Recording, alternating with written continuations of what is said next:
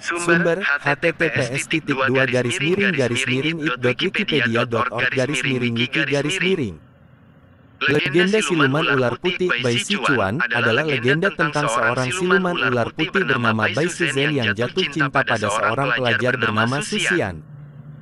1-2. Cerita ini memiliki banyak versi sehingga bisa berbeda dari satu dan lainnya. 2. Setelah bertemu di jembatan Duan pada saat hujan turun, Susian meminjamkan payungnya kepada Bai Suzen.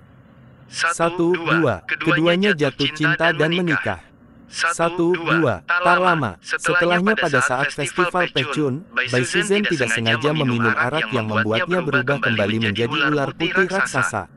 1-2. Bai Suzen berusaha keras menolong suaminya dengan mengambil herbal dari Gunung Kunlun tetapi dihalangi oleh seorang pendeta. Bagi penyuka serial drama Mandarin, khususnya generasi 90-an, tentu tidak asing dengan serial satu ini. Drama yang menceritakan siluman ular yang jatuh hati kepada manusia ini pernah menjadi tontonan favorit sekitaran tahun 1992. Ya, judulnya adalah The Legend of White Snake atau Legenda Ular Putih. Serial ini pernah menjadi tontonan wajib khususnya seusai salat Isya kala itu.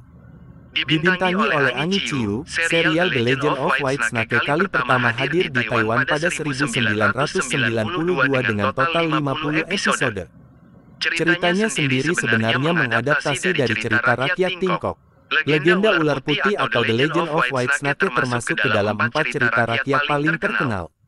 Selain itu ada cerita lainnya seperti Legend of Meng Jianglu, The Tale of Buffalo Bay and Weeping Maiden, dan The Story of Liang Sanbo and Zhu Yingtai.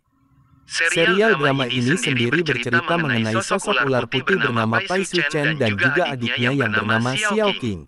Saat itu keduanya sedang berada dalam sebuah misi khusus mencari pil dewa untuk keabadian. Ternyata hidup sebagai seekor ular sering membuat Bai Suchen sering berada dalam situasi berbahaya. Bahkan pernah dirinya hampir mati di tangan seorang pemburu. Beruntung, ada seseorang yang membantu menyelamatkannya.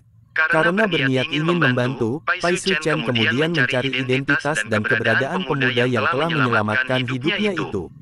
Hingga tiba suatu masa, di mana dia kemudian menemukan pemuda yang dicari. Pemuda itu bernama Susian. Pertemuan keduanya pun ternyata berada di luar kendali. Ketika ingin membalas jasa kebaikan Susian, Bai Suchen justru jatuh cinta dengannya. Susian yang tidak mengetahui sosok asli Bai Suchen juga memiliki perasaan yang sama. Tidak lama, keduanya pun akhirnya menikah. Mereka menjalani kehidupan manusia normal lainnya. Susian yang merupakan seorang tabib kemudian membuka toko obat. Dibantu istrinya, toko obat Susian menjadi terkenal karena hasil racikan obatnya yang mujarab. Tadinya, di balik ramuan yang ampuh itu ada kekuatan Bai Suchen yang digunakan. Dagangan mereka pun laris manis dan tidak pernah sepi pembeli. Hingga akhirnya seorang biksu bernama Fahai datang dan mencium kedok asli Bai Suchen sesungguhnya. Sang biksu dengan niat ingin menyelamatkan Susian memberitahu dirinya tentang siapa Bai Suchen sebenarnya. Dari sinilah konflik mulai berkembang. Hingga akhirnya Bai Suchen ditahan di pagoda Leifeng oleh sang biksu. Sebelum ditahan, Bai Suchen dan Susian telah memiliki anak bernama Su Mengjiao. Hingga kemudian Bai Suchen dibebaskan dari kurungan pagoda. Dia kembali berkumpul bersama Susian dan anaknya. Maka beliau berikrar siapa saja yang berhasil membawa putrinya itu bila perempuan akan dijadikan saudara Dewi Roroyono. Bila lelaki akan dinikahkan dengannya. Tak ada yang menyatakan kesanggupannya. Karena semua orang telah maklum akan kehebatan dan kekejaman Pathak-Warak. Hanya Sunan Muria yang bersedia memenuhi harapan Sunan Ngerang. Saya akan berusaha mengambil Diajeng Roroyono dari tangan Pathak-Warak, ujar Sunan Muria menyatakan kesanggupannya. Maka berangkatlah Sunan Muria ke Keling. Hanya saja, di tengah perjalanan Sunan Muria bertemu dengan Kapa dan Gentiri, adik seperguruan yang lebih dahulu pulang sebelum acara syukuran berakhir. Mengapa Kakang tampak tergesa-gesa? Tanya Kapa, merasa heran melihat Sunan Muria berlari cepat menuju arah menceritakan semuanya. Tapi aku juga tak bisa membohongi perasaanku sendiri, tegas Adit, kau sinting, Dit. Sinting untuk mencintainya. Sinting untuk hanya bisa menerima kenyataan bahwa dia dan suaminya itu sudah menjalin rumah tangga selama 10 tahun dan tak mungkin aku goyahkan dengan kasih yang kuhamparkan. Aku cukup tahu diri untuk sekedar menjadi bayang ketika pria itu sejenak pergi dari kehidupan Mita. Aku sadar akan hal itu, Yo. Itu mutlak keputusanmu, Dit. Aku sebagai teman cuma sekedar mengingatkan dan mempertanyakan tentang apa yang terjadi di depan mataku. Itu karena aku peduli. Tapi kembali ke dirimu, aku yakin kamu sudah cukup dewasa untuk mengetahui setiap konsekuensi dari tindakan atau jalan yang kamu pilih. Tapi mau sampai kapan? Entahlah, hanya pertanyaan itu yang belum bisa kujawab. Adit terpekur, masih di pojokan kamar sempit rumah kos itu. Botol vodka yang tadi digenggam, kini kosong, terkulai tak jauh dari kakinya.